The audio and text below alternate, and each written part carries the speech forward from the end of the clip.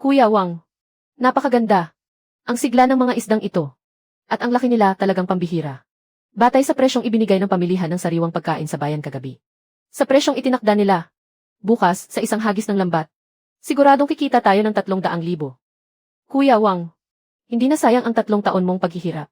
Hindi ka naghirap ng walang kabuluhan. 3 taon kong inilaan sa palaisdang ito. Ipinuhunan ko rito ang lahat ng aking ipon. Araw at gabi akong nagsaliksik sa ekolohikal na siklo ng tubig.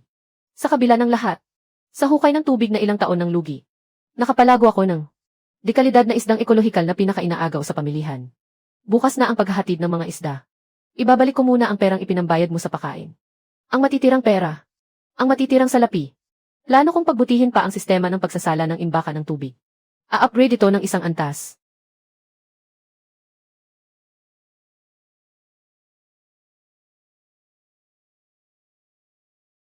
Kapitan Liu, Tio. Ano ang ginagawa ninyo rito? Ano ba? Wang, hindi mo na kailangang asikasuhin ang palaisdang ito. Nagpulong ang nayon kahapon at nagpasya na ang imbakan ng tubig na ito ay ari-arian ng buong nayon. Hindi na aayon sa patakaran ang pansarili mong kontrata. Kaya muling ipapamahagi ang karapatang magpatakbo nito. Ang lehitimong kontratista ng palaisdang ito ay mapupunta sa iyo. Tio, ako po. Oh, Tio. Ang imbakan ng tubig na ito. 3 taon na ang nakalipas, alinsunod sa wastong proseso. Lumagda ako ng 5 taong kontrata para patakbuhin ito. Nakasulat sa kontrata at may 2 taon pa itong natitira. Sa anong karapatan ninyo itong basta-bastang winawakasan? Kalokohan ang sinasabi ninyo. 3 taon na ang nakalipas. Isa lamang itong maputik na hukay. Isang mabahong lawa na walang mabubuhay kahit isang isdang putik. Kuya Wang, magkano ang ipinuhunan mo? Ilang gabing hindi ka natulog. Bago mo napalago ang ganitong kagagandang isda. Ngayong malapit ka ng kumita. Tatayo na lang kayo at aangkinin ang pinaghirapan niya. May hiya pa ba kayo? Nagsasalita ang nakatatanda. Nagsasalita ang nakatatanda. May karapatan ka bang sumabat, bata ka? Hoy, Wang. Hindi mo dapat sabihin iyan. Noong araw, nang magpagamot ang tatay mo. Malaki ang hiniram niyang pera sa komite ng nayon. Naunawaan namin ang hirap ng pinagdaraanan mo. Ang kontratang ipinagawa namin sa iyo noon. Marami iyong kulang na papeles at hindi nasunod na proseso. Pero pinagbigyan pa rin namin at inaprubahan. Ngayon, handang magbayad si Daguo ng mas mataas na bayad sa kontrata. Ginagawa rin namin ito.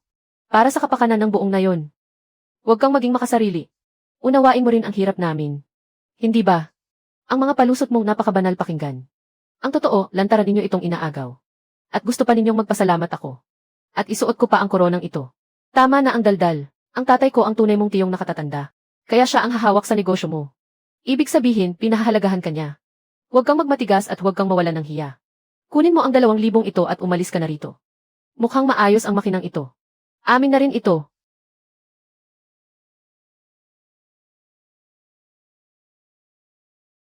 Tumahimik ka na. Jiang Hao. Sino ang nagbigay sa iyo ng karapatang pakialaman ang pribadong ari-arian? Teknikong si Lin. Napakalawak naman ang pakikialam mo. Akin na ngayon ang lugar na ito. At akin din ang lahat ng bagay sa lupang ito. Opo, malinaw na ba? Ito ang sertipikasyon na inaprubahan lang ng kagawaran ng agrikultura. A-grade na kalidad ng ekolohikal na tubig at sertipikasyon ng kagamitan. Lahat ng ito ay personal na pag-aari ni Wang. Naniniwala ka ba? Tatawag ako ngayon sa mga pulis ng istasyon. Para ang bagong pinirmahan mong kontrata ay agad na maipatupad sa loob ng kulungan. Technician Lin, mali ang pagkakaintindi mo. Hindi, Wang. Dahil ayaw mo ng maliit na kita. Hindi ka rin pahihirapan ng tiyo mo. Hindi ko gagalawin ang mga isda sa tubig. Lahat ng iyon ay sa iyo.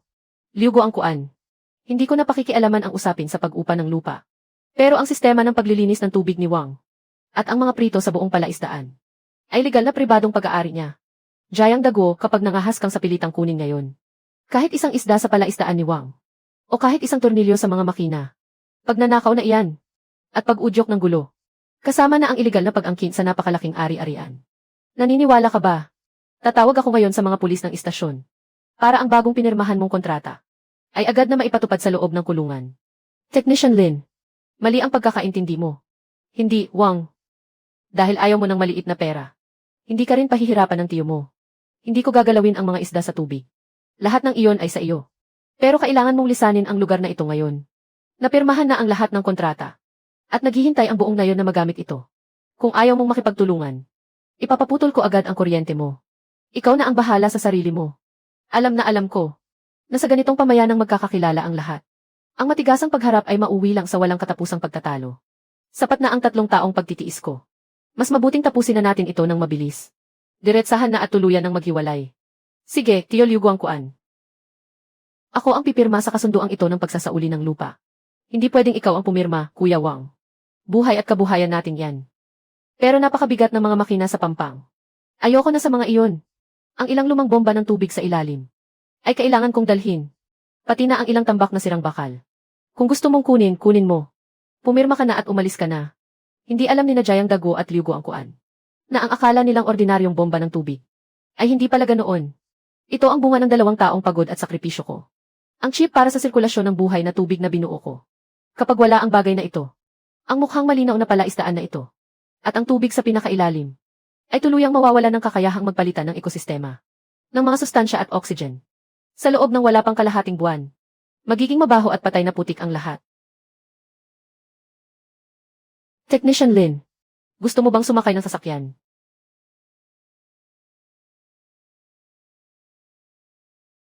Ipamigay mo na lang basta ang 3 taong pagsisikap mo. At ipaubaya sa kanila. Hindi iyan ugali mo. Isang latak na tubig na patay lang ang kanilang inagaw. Akala ni Tio ay nakakuha siya ng punong namumunga ng pera. Ang totoo, siya mismo ang naghukay. Nang hukay na magpapabagsak sa kanyang pamilya. Sa loob ng wala pang kalahating buwan. Mabuburo ang tubig sa ilalim. Papaluhurin ko siya. At magmamakaawa siyang isauli ko ang palaisdaan na ito. Nagsisimula pa lang ang palabas. Ang mamahaling organikong pakain ay ibinenta ko sa murang halaga. At pinalitan ng murang. Mabilis umaksyong pataba. Malaki ang kinita natin dito.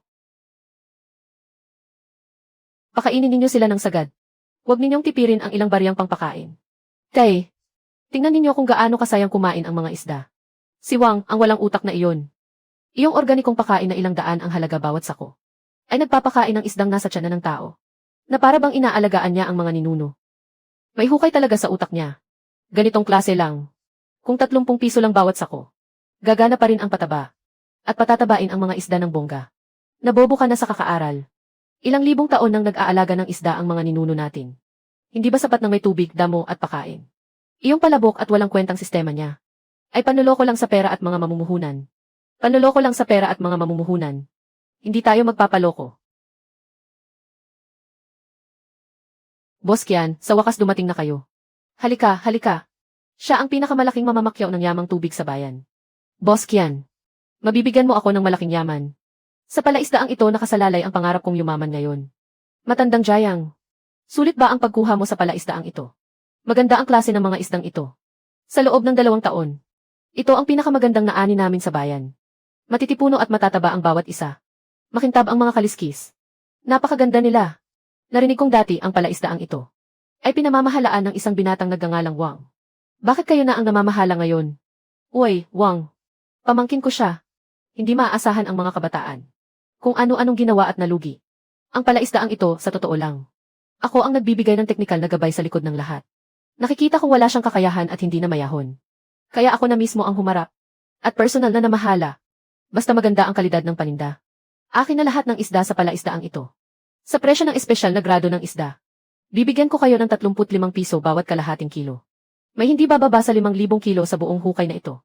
350,000, ayos ba? Walang problema, Boss Kian. Walang mas masarap sa mabilisang kasunduan. Sasabihin ko na agad ang hindi magandang bahagi. Ipapadala ko ang mga ito sa malaking supermarket sa lungsod. Napakahigpit ng pagsusuri sa kalidad doon. Bibigyan ko muna kayo ngayon ng paunang bayad na 100,000. Pagkalipas ng kalahating buwan, darating ako kasama ang refrigerated truck para kunin ang mga isda. Ang survival rate at kalidad ng laman ng mga isda ay dapat manatili sa kasalukuyang pamantayan. Kung magkaroon ng problema ang mga isda pagdating ng araw na iyon. Kung may mikrobyo o biglang bumagsak ang kalidad, ibabalik ng buo ang paunang bayad. At magbabayad kayo ng 300,000 pisong multa sa paglabag sa kontrata. Maayos na lumalangoy ang mga isda sa tubig. Ano naman ang pwedeng mangyari sa kalahating buwan? Pirmahan na natin ngayon. Boss Kian, makakaasa po kayo. Ako si Dago. Talagang maaasahan. Tay, ano ang bibilhin natin? May hawak na tayong 100,000. Parang panaginip lang talaga. Kailangan nating bumili ngayon ng bagong sasakyan para magpasikat. Bumili tayo ng malaki. Iyong mukhang sosyal at astig. Yung itim nagsigo ang gusto ko. Magbigay lang ng paunang bayad at maiuwi na agad. Itabi ang matitira para sa sigarilyo at alak. Pagkaraan ng kalahating buwan, pagdating ng mahigit 300,000 hulog. Bibili rin tayo ng bahay sa syudad. Pagpasok pa lang ng sasakyang ito sa baryo. May inggit na ang buong baryo. Sarap pala ng pakiramdam ng biglang yumaman. O, Dago, bumili ka na pala ng bagong sasakyan. Ay, basta bumili lang ako ng sasakyang mapapakinabangan.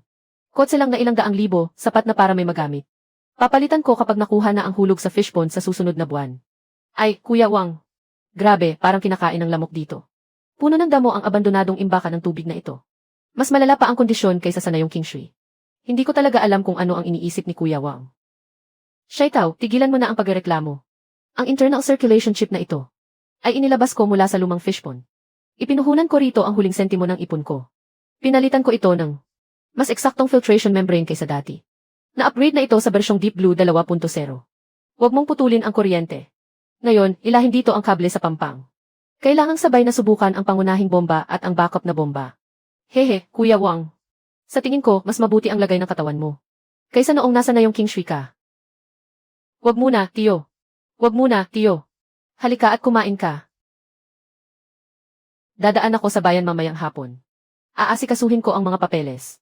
Tinawagan ko ang konseho ng Nayong King Shui. Tuwang-tuwa silang tanggapin ang puhunan mo. Ang kontrata sa pangangasiwa ay dumaan na sa lahat ng wastong proseso. 30 taong karapatan sa paggamit.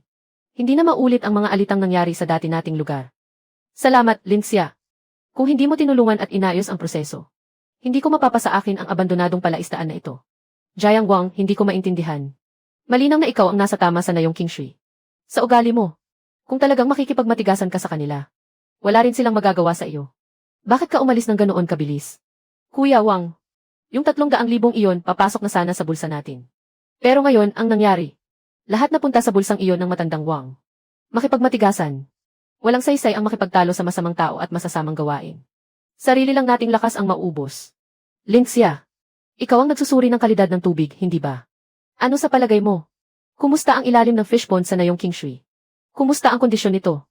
Ang lumang fish pond ay ginawa mula sa isang patay na hukay ng tubig. Sa ilalim nito ay naipon ang hindi bababa sa kalahating metrong kapal ng lumang organikong lata. Kung ordinaryong tao ang mag-aalaga ng isda, ang amonya na nakapipinsala sa mga isda sa tubig ay matagal nang lalampas sa itinakdang pamantayan.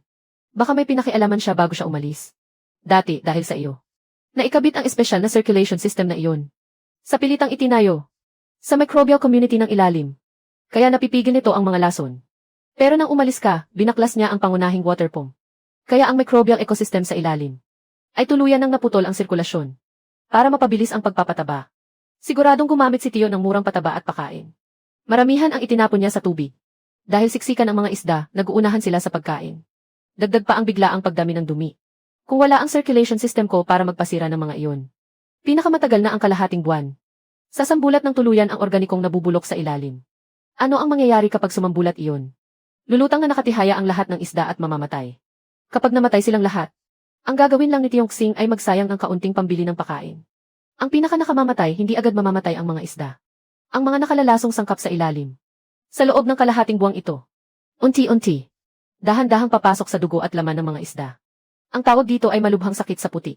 Ang mga isdang tinamaan ng ganitong sakit, sa tingin ay buhay pa at kumikislap-kislap. Napakalalaki pa ng katawan. Pero kapag isinalang na sa palayok, lalabas ang nakakatusok sa ilong na amoy bulok na puti. Kaya nitong pasukahin ang kinain mo kagabi. Mawawala ang lahat ng halagang pangkomersyo ng mga isdang ito. Hindi na mabibenta. Kahit ipamigay bilang pataba sa bukid. Walang tatanggap. Kaya ibinigay mo ang kontrata kay Tio. At inilagay mo sa mga kamay niya. Ang isang time bomb na pwedeng sumabog anumang oras. At ikaw mismo ang nagsiksik nito sa dibdib niya. May utang sila sa akin. Papatakain ko sa kanila pati tubo hanggang sa huling sentimo.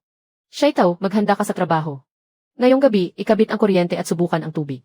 Bukas ng madaling araw, pupunta tayo sa lungsod para sunduin ang unang batch ng espesyal na glacial cod na fingerlings. Ang bahaging ito ng Nayong King Shui. Ang tunay nating alas.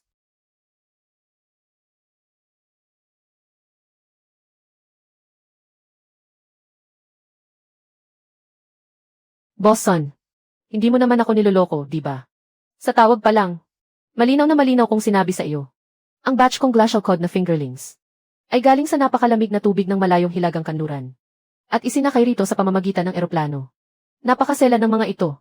Sa temperatura ng tubig. Sa dissolved oxygen at alat. Napakahigpit ng mga kinakailangan. Kahit kaunting diferensya, hindi pwede. Tingnan mo naman ang sirang lugar na ito. Wala man lang disenteng aerator. Kahit isang maayos na aerator. Wala ang kubol na ito. Ibinuhos mo ang pinakamagaganda kong fingerlings. Sa ganitong hukay na parang patay na tubig. Wala pang kalahating oras. Siguradong mamamatay silang lahat na nakatihaya. Kargamento ko ito na nagkakahalaga ng 300,000. Kahit binayaran mo ng buo.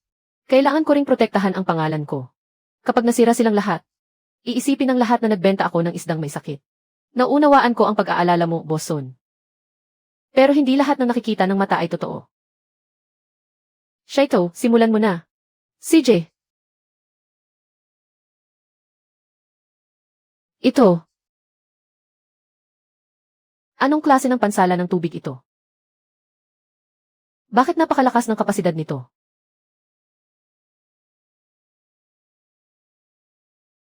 Hindi lang basta pagsasala ang ginagawa nito. Boss Son, tingnan ninyo. Ito ang tubig na kinuha ko kanina sa bukana sa ibaba. Ang sample ng tubig. Ang dissolved oxygen nito ay 10.2. Halos zero ang ammonia, nitrogen at nitrate. Ang ilay ay 7.4, Boss Son.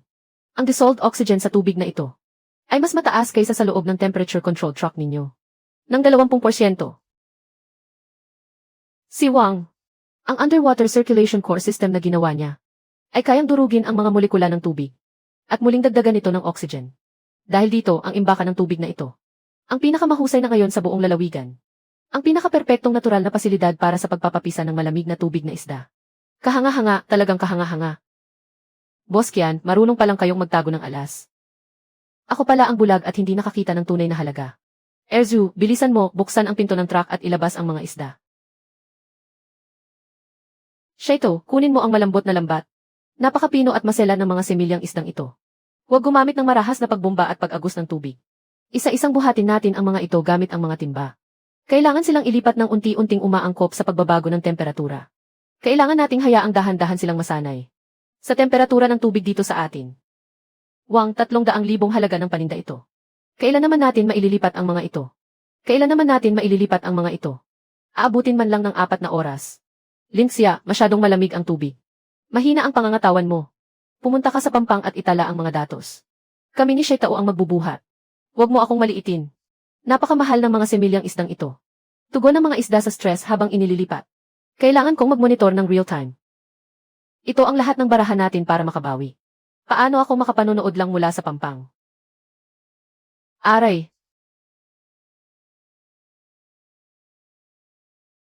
Mag-ingat ka. Esan, ituloy ninyo. Boss Jayang, batay sa kalidad ng tubig na ito. Boss Kian, sa ganitong kalidad ng tubig, ayon sa presyo. Ang mga isdang ito, sa loob ng 2.5 buwan, maaari na silang anihin. Pagdating ng panahong iyon ang presyo sa merkado. Kayo na po ang magtakda. Boss Kian, magpareserba muna ako ng 50,000 kilo. Walang problema, dahan-dahan po kayo, Boss Son. Boss Jayang. Tingnan mo ang itsura mong iyan ngayon. Kapag nakita ka ng tiyuhin mong si Jayang, baka matawa siya hanggang malaglag ang pustiso niya. Ang tiyuhin mo ngayon, malamang ay lubog na lubog. Sa pangarap ng bagong sasakyan at paunang bayad. Wala siyang kamalay-malay na ang hawak niya. Ay bombang maaaring sumabog anumang oras. Linksya, bilangin mo ang mga araw. Ang lason sa ilalim ng lumang palaisdaan. Malapit na sigurong umabot sa ganap na pagbuburo.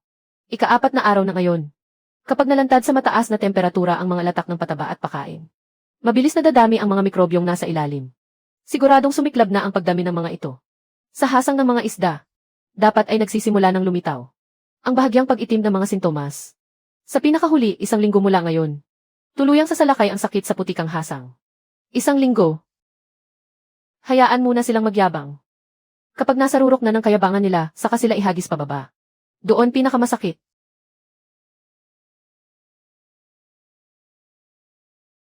Mga kababayan, ngayon, napakasaya ko, si Jayang Daguo. Bilang pagdiriwang sa aking pagiging tunay na malaking boss ng industriya ng aquaculture. Ang walang utang na loob na malas na si Wang ay tuluyan ng itinaboy palabas ng nayon. Ngayong gabi, maghahanda ako ng 3 hapag ng handaan sa plaza ng nayon. Magkasama tayong magsaya at mag-inuman. Ha ha ha! Ipakikita ko sa inyo kung paano kumilos ang isang tunay na negosyante. Dad, dahan-dahan lang sa pagmamaneho. Kakalmutin na ng sasakyang ito ang buong daan. Kung makalmot, edi makalmot. Kapag naihatid na ang mga isdang ito. At mabayaran na ni Boss Kian ang natitirang mahigit 300,000. Bibili tayo ng mas magarang sasakyan. Gawin na lang nating sasakyan sa pamamalengke ang isang ito. Pumunta ka sa isang liblib na lugar at umupa ng sirang palaisdaan. Para mag-alaga ng isda, pinsan kong malas. Tayo lang na mag-ama. Ay sadyang naparito ngayon para makita ka. Pinagtatawanan mo pa ang kawawang pinsan mo. Dapat may dating ka naman. Ha. Wang, kung nagpakumbaba ka lang sana noon sa tiyuhin mong si Daguo. Hindi ka sana nauwi sa ganitong kalagayan. Alas 7 na. Nasa unahan ang abandonadong imbakan ng tubig ng ngayong Kingshui.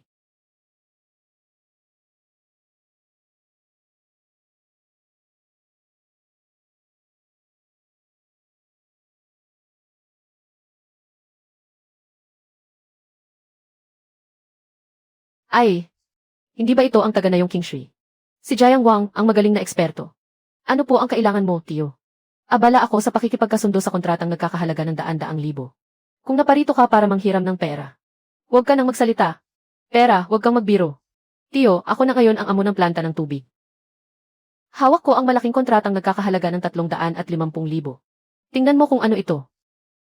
Bagong sasakyan na nagkakahalaga ng mahigit 200,000. Hindi man lang ako kumukurap. Binayaran ko ng buo at isang bagsakan. Nagpunta ako ngayon. Dahil naawa ako sa iyo, sarili kong pamangkin. Ikaw kasi. Ikaw talaga. Ipinilit mo pa ang kung ano-anong ekolohikal na sistema. Ayan tuloy. Naitaboy ka sa liblib na baryong wala man lang mapapala. At napilitang makitungo sa mga kalawangin at sirang kagamitan. Bakit mo pa pinahirapan ang sarili mo? Ha? Ang isdang ito, 150 kada kalahating kilo. Ang isang ito, 1 kilo, 300. Ano? Itong sirang isda, ibebenta mo sa akin ng 100. Bakit hindi ka nalang mang-agaw ng pera? Tigilan mo ang pagpapanggap na parang kung sino ka. Bumili ka ng napakamahal na semilya ng isda. At itinapon mo sa ganitong patay na lawa. Jiang Wang, hindi ka ba natatakot na kapag uminit ang tubig? Mamatay lahat ang mga isda at mangisay ang mga tiyan nila. Sa huli, pati sa lawal mo ipambabayad mo sa lugi. Jiang Hao. Itigil mo ang katawa-tawa mong kamangmangan. Ang temperatura sa ilalim ng tubig dito ay binago na ng Deep Blue 2.0 system na inayos ni Wang. Permanente itong kinokontrol sa 15 degree. Ang antas ng ammonia nitrogen ay halos eksaktong 0. Sa halip na alalahanin mo ito, bumalik ka at tingnan mo muna ang tubig ng sarili ninyong lumang palaisdaan. Kung tama ang hinala ko. Nitong mga nakaraang araw, nagsimula nang lumutang ang mga malagkit na bula sa ibabaw ng tubig, hindi ba? Nitong 2 araw, kung hindi ako nagkakamali sa ibabaw ng lumang palaisdaan, ay nagsimula nang lumutang ang isang patong ng malapot na berdeng bula, at may bahiding amoy mula sa ilalim ng tubig. Parang imbernal. Hindi maaari. Naiinggit lang talaga si Wang dahil kumikita ako. Nangangati ang mga mata niya sa inggit. Gagamitin mo pa ang palabas na ito para takutin ako. Kayong mga nakapag-aral, mahilig talaga kayong manakot gamit ang malalaking salita. Siguradong murang pataba ang nabubulok. Normal lang na mangyari iyon kapag nabuburo. Ano naman ang masama roon? Huwag kang magbida ng nakakatakot na kwento rito. Maayos na maayos ang palaisdaan ko. Napakabilis lumaki ng mga isda. Jiang Wang. Huwag mong sabihing hindi ka binalaan ng tiyuhin mo. Nagpakabit ka ng napakaraming kagamitan. Dito sa ilang nabundok na ito. Pero wala man lang maayos na transformer. Ang kuryenteng ginagamit mo ay iyong pansamantalang kuryente para sa bukid mula sa baryo, hindi ba? Paano kung biglang mawala ng kuryente isang araw? Sa mamahalin at masiselang isda mong iyan. Ilang oras lang, mamamatay na sa pagkakapos ng hangin. Patay. Ha.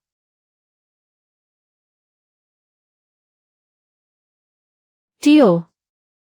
Mag-alala ka ng mabuti. Ikaw na ang bahala sa 300,000 multa sa paglabag sa kontrata. Ayos ang sasakyang ito. Huwag mong tatanggalin ang plastik sa upuan. Alagaan mo itong mabuti. Pagkalipas ng kalahating buwan, kapag ipinasara at isinubasta na ito ng korte, mas malaki pa ang maaari nating kitain. Ano ba ang pinagsasasabi mo? Bakit ka naghahanap ng gulo? Sige, Wang. Hintayin mo ako. Tingnan natin kung hanggang kailan ka makapagmamalaki.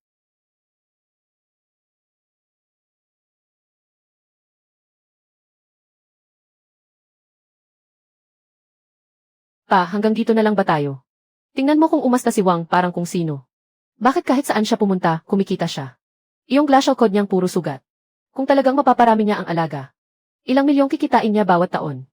Pagdating ng araw na iyon, hindi ba siya upo sa ulo nating mag-ama? Pambihira. Nga. Bakit napakaswerte ni Wang? Inagaw na natin ang palaisdaan niya. Hindi lang siya bumagsak. At naging dukhang walang-wala. Na kailangang magmakaawa. Para mabuhay na parang asong palaboy. Sa halip, nakapagtayo pa siya ng mas malawak. At mas mataas na imperyong pang-ekolohiya. Bakit siya? Paano kung biglang mawala ng kuryente isang araw? Ang glacial cod mong maarte at maselan. Mamamatay agad sa kakulangan ng hangin. Tama. Kapag nawalan ng kuryente, mabagal ang galaw ng mga daga. Naaalala mo ba iyong pansamantalang trabahador sa planta ng kuryente sa bayan? May wang na pilay ba roon? Naaalala ko ang lalaking iyon. Kilala siyang isang pusakal na sugarol. Basta bayaran. Kahit anong masamang gawain ay ginagawa niya. Ang ibig mong sabihin ay iyong abandonadong imbakan ng tubig sa Nayong Kingshui. Hindi bababa sa 2 kilometro iyon mula sa pangunahing linya ng kuryente. Para mapagana ni Wang ang malalaki niyang bomba ng tubig. Tiyak na pansamantalang pangunahing kable ang ipinakabit niya. Napakataas ng pangangailangan sa dissolved oxygen ng mamahaling malamig na tubig na isda. Kapag naputol lang ang kuryente, hihinto ang mga bomba. At wala pang kalahating araw. Ang mga isdang nagkakahalaga ng milyon-milyon sa bawat palaisdaan niya ay magiging mga patay na isda at bulok na hipon. Napakagaling. Pero paano kung matuklasan ito? Ano ang matutuklasan? Nasa liblib na lugar iyon, puro ilang at damuhan. Wala man lang kiki. Sabihin na lang nating kinagat at pinutol ng baboy ramo ang kable. O kaya ay nagkaroon ng short circuit dahil luma na ang linya. At 5,000 piso lang ang gagastusin natin. Para kay pilay na Wang. At magmumukhang walang bahid ang buong plano. Wang. Ano ngayon kung eksperto ka sa teknolohiya? Ano ngayon kung marami kang kakilala? Sa mundong ito, hindi sapat ang kabutihan para manatiling nakatayo. Kuya Wang, may 5,000 pisong cash dito. Napakasimple lang ng trabaho. Sa abandonadong imbakan ng tubig sa likod ng Nayong Kingshui. Nagpakabit siya ng pansamantalang pangunahing linya. Gusto kong pagkatapos ng 12:00 ngayong gabi. Putulin mo para sa akin ang pangunahing kable na iyon. Naku, dago, kapatid. Iyon ay mataas na boltahe na kuryenteng 380 volts. Kapag nahuli ka, makukulong ka ng 7 taon. Pero krimen din ang pagsira sa kagamitang elektrikal. Mukhang makukulong ka, Huwag mo akong lokohin sa ganyang drama. Kilala ng lahat si Matandang Wang. Noong isang gabi, sa mesa ng sugal sa ilalim ng lupa. Natalo ka na naman ng 73,000. Natalo ka na naman ng 3,000. Sapat na ang 5,000 para maipusta mo ang lahat. At hindi pa roon nagtatapos ang usapan. Sa likod na bundok ng Nayong Kingshui, pati mga ibon ay hindi dumudumi. Wala man lang kahit anino ng tao roon. Sino namang busog at walang magawa ang maglalagay ng kamera roon? Kuya Wang. Panatag ako kapag ikaw ang gumagawa ng trabaho po. Kapatid na dago. Dahil umabot na sa ganito ang sinabi mo. Ako na ang tatanggap sa trabahong ito. Maghintay ka ng balita ko mamayang gabi. Sisiguraduhin kong ang tinatawag ninyong ekologikal na imbakan ng tubig ay magiging isang patay na lawa. Ang sarap sa pakiramdam.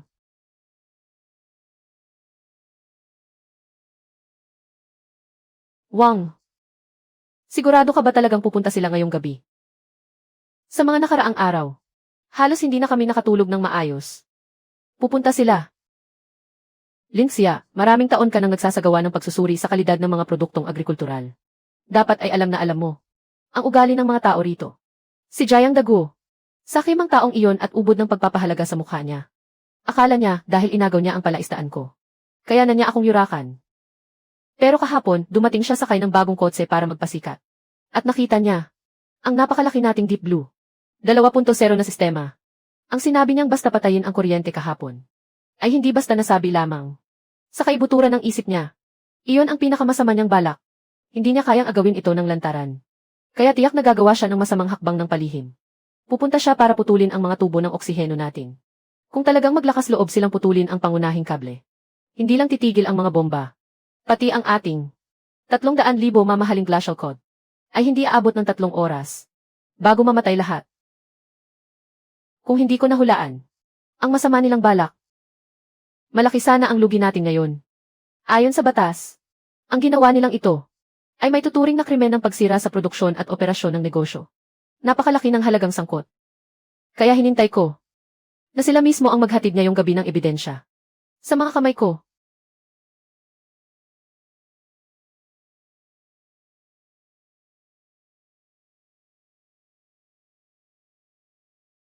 Ang taong nagmamanman.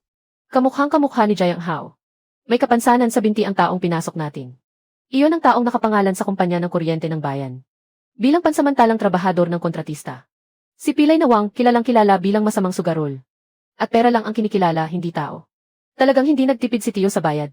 Para patayin ang mga isda ko. Kahit ganitong klase ng tao ay inupahan pa niya. Kapag naitulak na ang panggupit na ito, ang kahanga-hangang ekolohikal na imbakan ng tubig na ito, ay magiging patay na lawa sa isang iglap. Ang 5,000 ay napakadaling kitain. Puputulin niya ito, Wang. Kapag nawala ng kuryente ang bomba, malaking problema ang kasunod. Huwag kang mag-alala, hindi niya ito mapuputol. Ang pinakamakapal na itim na kawad doon ay sinadya kong ikabit sa labas kahapon. Piraso lang iyon ng itinapong bakal na lubid. Ang tunay na pangunahing kable ay matagal ko nang inilibing. Sa loob ng tubo laban sa pagsabog na kalahating metro ang lalim. Aray, mga mata ko. Jiang Hao. Tumakbo ka na ngayon. Diretsong pupunta ang mga pulis sa bahay mo para kumato. Magkano ang ibinigay sa iyo ni Tio Wang? Pinapunta ka niya para putulin ito. Ang buhay kong nagkakahalaga ng milyon-milyon. Hindi ko alam ang pinagsasabi mo. Nagtatrabaho ako sa kumpanya ng kuryente. Pupunta ako para inspeksyonin ang linya. Kailangan ng hydraulic cutter sa pag-iinspeksyon ng linya. Palihim kang gumapang dito sa kalaliman ng gabi. Ako si Ling Xia mula sa pangkat ng pinagsamang pagpapatupad ng batas sa agrikultura ng bayan. Ang ginawa mo ay bumuo na ng isang napakabigat na krimen ng pagsira sa produksyon at operasyon. Ang aparatong ito ay nag-record ng buong pangyayari. Sa proseso ng pagsira mo, pati noong biglang umilaw ang flashlight. Nakuha rin iyon ng mga surveillance camera. Nagbabantay si Jiang Hao sa malayo. Sama-sama kayong gumawa nito. Binigyan ako ng tatay ko ng 5,000 yuan para ipagawa sa kanya ang pagputol. Nandito lang ako para manood ng gulo. Nandito lang ako para makiusyoso. Kuya Wang, huwag kang magsumbong sa pulis. Nakikiusap ako sa iyo. Gusto ni Tio na putulin ang pinagkakakitaan ko. At ipabaon ako sa utang. Kung gustong-gusto niyang maglaro ng todo, bibigyan ko siya ng regalong hindi niya malilimutan. Kung hindi, sayang naman ang pinag-isipan niyang paghahanda. Ling Xia, huwag ka nang tumawag sa 110. Diretso kang tumawag sa investigasyon ng pulisya ng distrito. Sabihin mong may sadyang sumira sa pangunahing kagamitang pang-agrikultura ng isang mahalagang proyekto ng distrito. Ang halaga nito ay aabot sa 50 milyong yuan. Ipapakulong ko sila hanggang mabulok ang susi.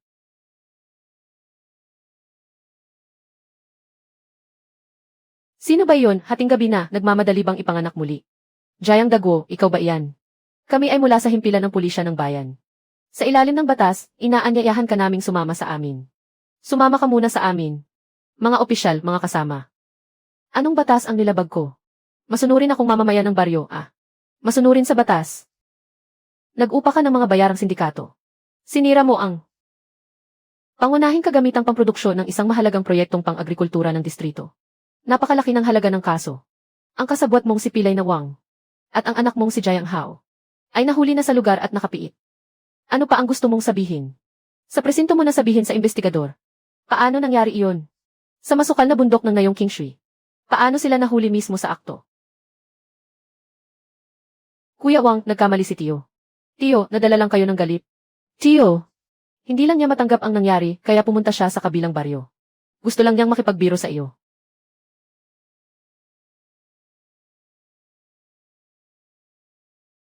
Biro lang. Magkamag-anak tayong lahat. Kahit mabali ang buto, konektado pa rin ang litid. Huwag na huwag mong sasabihin sa mga pulis. Pagsira ito sa produksyon. Bilisan mong pumirma sa kasunduan ng pagkakasundo. Para palayain niya ang pinsan mong si Wang. Jiang Daguo. Napakalaking biro naman yan.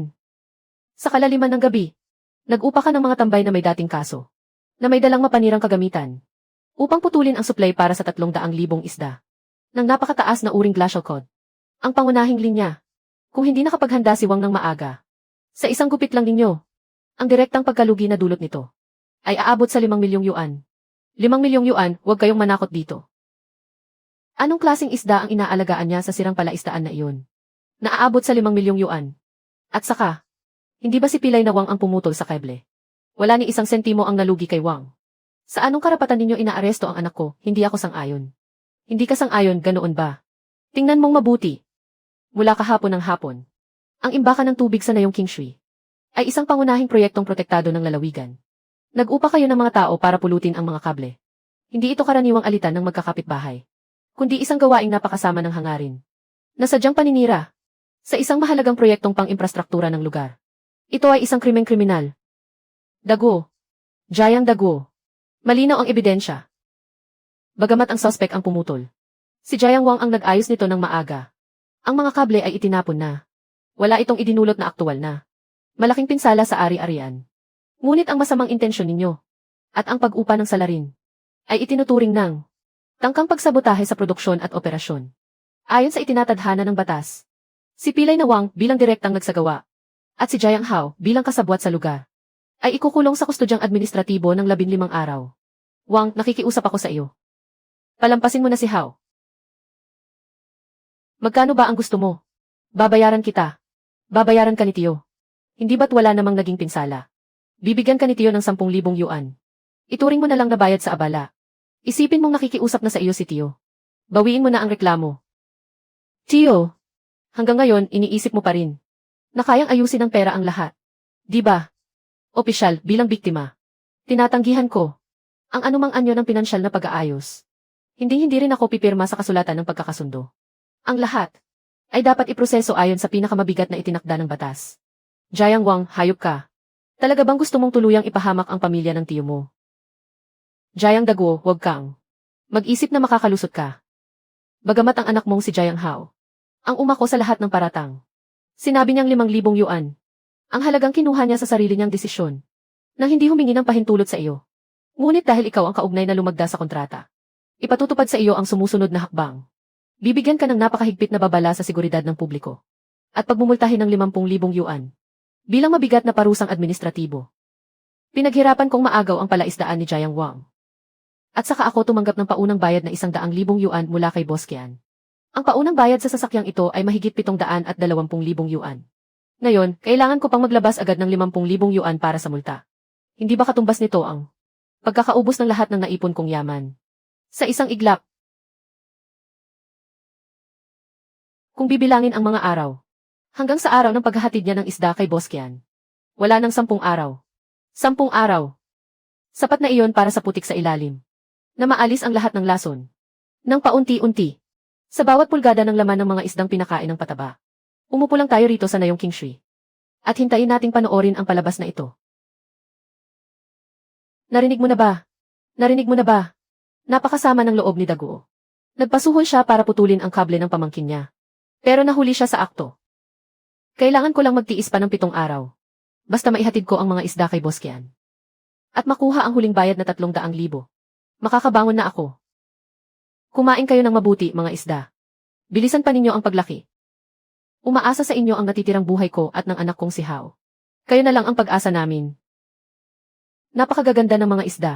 Napakalalaki na, halos hindi na makahinga sa tubig. Talagang ang bilis nilang lumaki.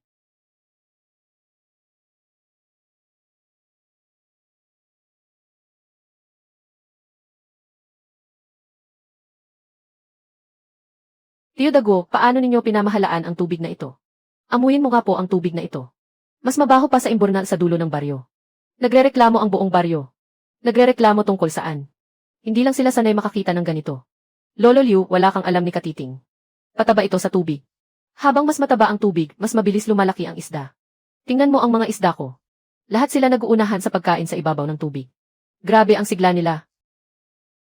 Dago, tama na po ang paggamit ninyo ng murang pataba. Patay na ang ilalim ng tubig ninyo.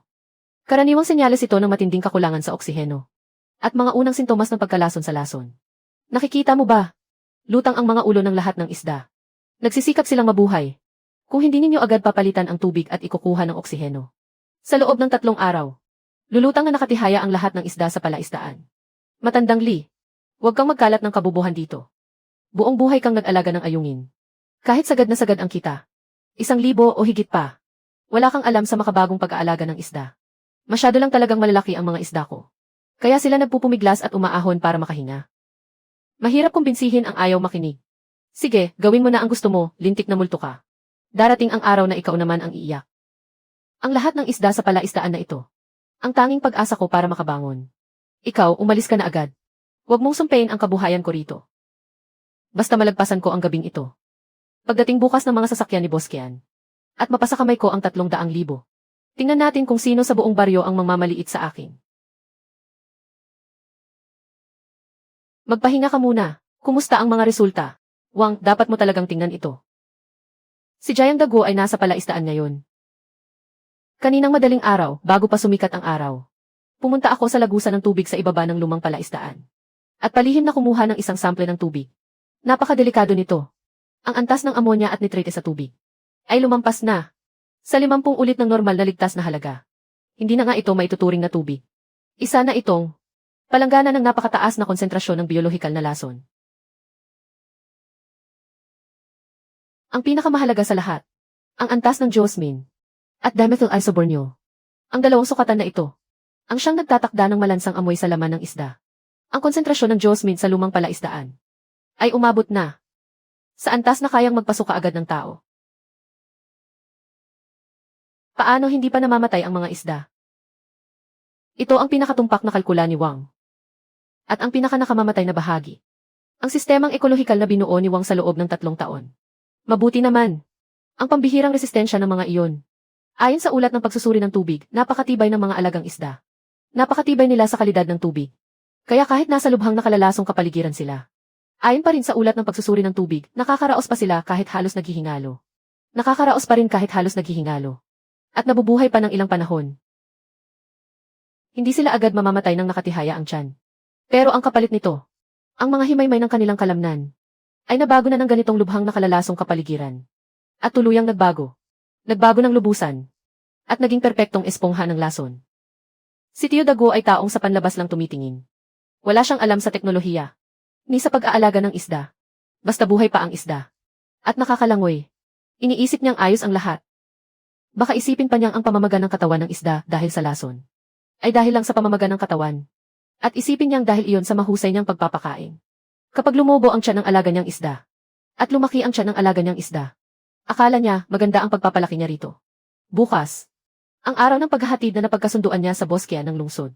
Hindi ba bukas ang araw ng paghahatid? Bukas na ang araw ng paghahatid, hindi ba? Si Boskian ay dalubhasa sa dekalidad na sariwang pagkain. At mas mataas kaysa kaninuman ang pamantayan niya sa kalidad. Kung ihahatid ni Tio Dago ang ganitong isda na hindi man makain ng pusang gala, para ihatid sa kanya. Hindi lang iyon. Malinaw na malinaw ang nakasulat sa kontrata. Kung magkakaroon ng malubhang problema sa kalidad ang produkto, ibabalik ng buo ang paunang bayad. At magbabayad pa ng napakalaking danyos dahil sa paglabag sa kontrata. Grabe naman. Si Boskian. Hindi ba agad niyang sisingilin ang 300,000 danyos sa paglabag sa kontrata? Ay, kawawa naman ang matanda. Sa pagkakataong ito, pati sa lawal niya mapapasanla na. Ang 100,000 paunang bayad ni Jayang Daguo. Matagal na niyang ibinayad sa down payment ng bagong kotse. At sa multa ng presinto. Huwag nang banggitin ang danyo sa paglabag sa kontrata. Sa ngayon, sa kanyang account, wala siyang mailabas kahit 1 sentimo. Pati ang paunang bayad na ibabalik, wala siyang maibibigay. Hello, si Jayang Wang ba ito? Ako si Kian Dafu mula sa wholesale market ng sariwang pagkain sa lungsod. Si Kian Dafu. Boss Kian, bakit po kayo biglang tumatawag sa akin? Pakinggan muna natin ang sasabihin ni Boss Kian. Boss Kian, matagal ko na po kayong hinahangaan. May kailangan po ba kayo sa akin? Ay, Boss Jayang. May narinig ako mula sa ilang kasamahan ko sa lungsod. Na sinabi nila na may malaki kang binabalak sa Nayong King Shui. At may hawak kang isang kargamento ng pambihirang glacial cod. Ganoon nga po. Sakto namang pupunta ako bukas sa Nayong King Shui para kumuha ng isang truck ng mga iyon. Ayon sa sinabi ng tiyuhin mo, ang pamamaraan niya sa pag-aalaga ng isda sa palaisdaan ay ikaw talaga ang naglatag ng pundasyon. Kaya naisip ko na dumaan at tingnan ang lugar mo. Kung maganda ang kalidad ng mga isda, kung maganda ang mga isda, kung maganda ang kalidad ng mga isda, maaari tayong lumagda ng pangmatagalang kontrata. Napakagaling mo talaga, Jayang Daguo. Ginagamit mo ang pangalan ko para manloko at manamantala. Dahil gusto mong sumubok ng swerte. Huwag mo akong sisihin kapag nahulog ka sa hukay. Malaya kayong makapunta anumang oras. Pero, Boss Kian, bilang kaibigan, may maipapayo lang ako. Pumunta kayo sa tiyuhin kong si Daguo para bumili ng isda. Mas mabuting isama ninyo ang pinakamagaling ninyong tagasuri ng kalidad. Hindi sapat na tingnan lang ang itsura ng buhay na isda. Ang laman at lasa. Ang tunay na batayan ng halaga ng sariwang isda. Iisang pamantayan lamang. Ang tanging pamantayan. Ha ha ha ha. Makakaasa po kayo, Boss Jayang. Mahigpit ang mga patakaran ko sa negosyo. Bukas, magdadala ako ng kusinero at malaking kaldero. Kami mismo ang huli, magluluto at susubok sa isda roon. Walang anumang lusot kahit kaunti. Mabuti naman. Naway maging maayos ang pagtanggap ninyo ng paninda bukas, Boss Kian. Ihintayin ko po kayo sa Nayong King Shui. Shai Chu. Kunin mo ang bagong hango nating mga isda. Ang pinakamagagandang malamig na tubig na isda. Pumili ng 10 pinakamatataba. Ilagay sa tangke ng malamig na imbakan. Linksya, bukas ng umaga. Dalhin mo ang lahat ng sertipiko ng pagsusuri sa kalidad ng tubig at laman. Bukas, pupunta tayo. Para ihatid kay Tio Daguo ang pinakamalaking handog na pag-uusapan ng buong nayon. Ngayon na ang pagkakataon kong makabangon. Mukhang yayaman ng todo si Daguo ngayon. Narinig kong ang isang kargamento ng isdang ito ay maaaring maibenta ng daan-daang libo. Sino bang magsasabing hindi? Tingnan mo naman ang dating niya. Pero may naaamoy ba kayong sa tabi ng imbakan ng tubig na ito? Bakit napakabaho ngayon? Ele, hinaan mo. Hindi mo ba nakikita, puro berdeng lumot ang ibabaw ng tubig? Sabi ni Dago, sustansya raw iyan mula sa pataba. Wala tayong alam kaya huwag basta magsalita. Huwag mong kamtin ang malas niya. Ay naku. Boss Kian, sa wakas ay dumating na po kayo. Kanina pa namin kayo hinihintay. Bilisan mo, maghanda na ng paputok.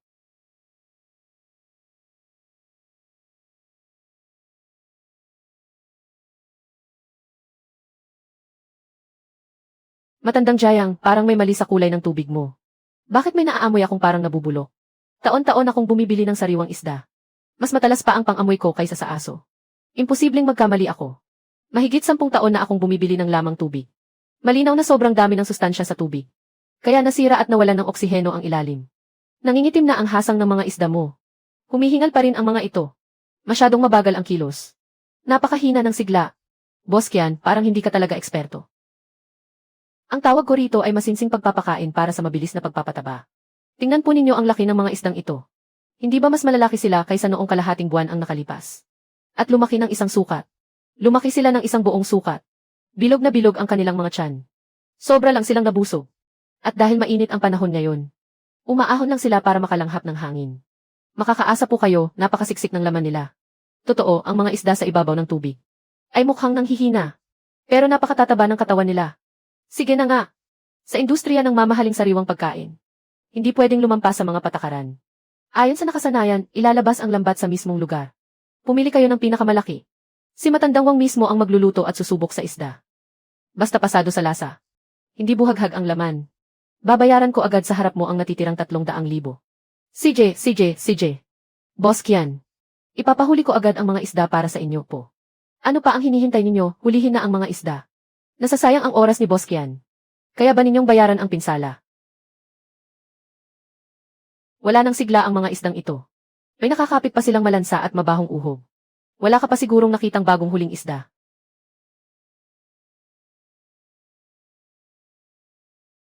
May kakaiba sa kulay ng mga laman loob ng isdang ito. Namamaga at nangingitim na ang atay at apdo. Takpan muna. Sanay ang mga customer sa mamahaling pamilihan. Hindi maluloko ang panlasa nila. Pakuluan sa malakas na apoy ng 15 minuto. Napakalaki ng isdang ito. Matatagalan bago maluto. Nakikita mo na, ito ang tunay na malaking negosyo. Isang malaking boss mula sa lungsod. Personal niyang dinala ang kusinero para siya sa atin ang paninda ko. Kapag pumasok na ang 300,000, bukas, pupunta ako sa lungsod para maghanap ng bahay. Dago, talagang mahusay ang mata mo sa oportunidad. Wang. 3 taon siyang nagkukunwaring mahusay kahit wala namang napala. Mas mabuti pang ikaw na ang pumalit. Mas malaki pa ang kinita ko sa kalahating buwang ito. Ano ang tawag dito? Ito ang tinatawag na swerte sa pera na hindi mapipigilan. Oras na, buksan ang palayok at siya sa atin ang paninda. Paano nangyari ito? Anong lasa ito? Jayang Daguo. Hindi ba sabi mo, mamahaling isda ang mga ito? Ganito ba ang lasa ng mamahaling isda kapag niluto? Jayang Daguo. Naglakas loob kang lokohin ako gamit ang ganitong basura. Ang antas ng amoy lupa at amonya ng mga isdang ito. Lumampas sa pamantayan ng ilang daang ulit. Bulok na ang laman. Pag-aalaga ba ng isda ang ginagawa mo? Pag-aalaga ka ng lason. Gusto mong pakainin ko ang ganitong bagay. Basurang diretso sa emergency room ang kakain ito. At ibenta sa mamahaling tindahan ng sariwang pagkain sa lungsod. Gusto mo ba akong makulong? Huwag po kayong magalit. Ito. Baka may sakit lang ang isdang ito. Isa lang itong aksidente. Palitan natin ng isa pa. Siguradong may magagandang isda sa ilalim. Lumayas ka. Ano ang papalitan mo? Akala mo hindi ko nakikita. Baho na ang tubig sa buong palaisdaan. Ang 100,000 kilo mong isda. Ipamimigay na lang ng libre sa pabrika ng pataba. Kahit sila, naaamoy ang baho. Siya uli, ilabas mo ang kontrata. Basahin mong mabuti ang ikapito. Artikulo 3 ng kontrata. Kung dahil sa maling pag-aalaga ng ikalawang partido, ay lumampas sa pamantayan ang amoy lupa ng produkto, at nagkaroon ito ng malubhang problema sa kalidad, may karapatan ang unang partido na kanselahin ng unilateral ang kontrata. At kailangan sa loob ng 24 na oras, ibalik ng buo ang paunang bayad na 100,000. At magbayad ng danyos na katumbas ng 100% ng halaga ng kontrata. Dagdag pa ang buong 300,000. Jayang Daguo. Ang negosyo ko, konsensya ang puhunan ko. Naglakas loob kang gamitin ang ganitong malalasong isda para lokohin ako. Mas wala ka pang konsensya kaysa sa pinakatusong negosyante. Huwag ka nang mangarap pang magnegosyo. Bibigyan kita ng 1 araw. Bago magtanghali bukas. 400,000. Kapag hindi pumasok sa account ng kumpanya ko, hihilingin natin sa hukuman ng county na ipatupad ito sa pilitan. Hindi pwedeng ganito. Boss Kian, nakikiusap po ako sa inyo. Naglagay ako ng deposito na 100,000 para makabili ng kotse. Naubos lahat sa pagbabayad ng multa. Saan ako kukuha ng 400,000 para ibigay sa inyo? Bakit biglang amoy bulok na ang isdang ito? Noong panahon na inaalagaan pa ni Jiang Wang, maayos na maayos ito. Siguradong bago lang umalis si Jiang Wang. Nagkamali sila sa aking isda. Huwag kang magdaldal ng dugo at isip dito. Sinabi na sa inyo ni Boss Kian. Hindi pwedeng tingnan lang ang itsura ng buhay na isda. Ang laman ang tunay na sukatan. Kagagaling lang ninyo sa isdang ito at nadumihan ang mga mata ninyo. Ngayon, ipapakita ko sa inyo. Ano ba talaga ang tunay na Deep Blue 20? Espesyal na buhay na isda mula sa malinis na ekolohiya.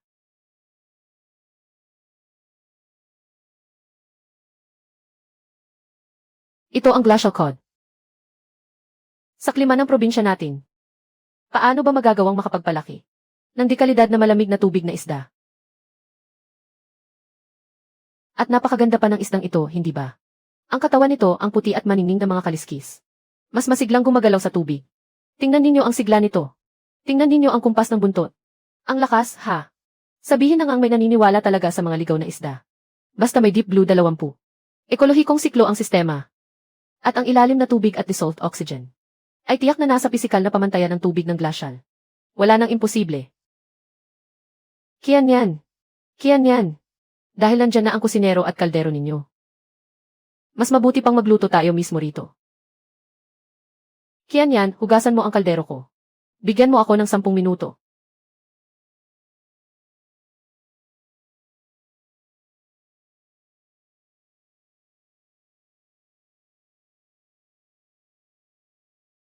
Ang kulay ng isdang ito ay matingkad na pulang hiyas.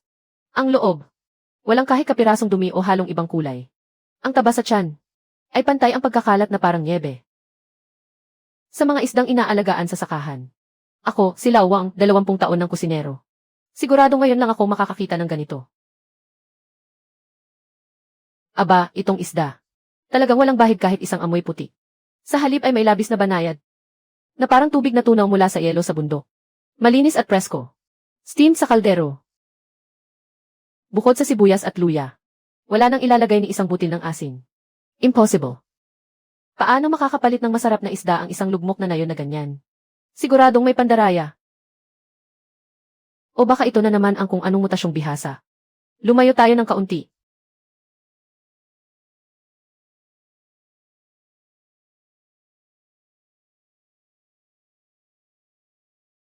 Napagtakpan na ng amoy na ito ang baho. Sa mabangong singaw na ito, kahit may halong, matamis na lunggati na bahagyang kita. Biglang kumalat sa baybayin. Ang dati nang nakasusukang baho. Napakabango. Ang bango talaga. Parang sariwang hangin sa kabundukan matapos ang unang ulan ng tagsibol. Matamis at malinis ang amoy. Pakinggan ninyo ang tunog na ito. Ito ay isang napakasiksik na isda, na halos tumatalsik ang ngipin kapag kinagat.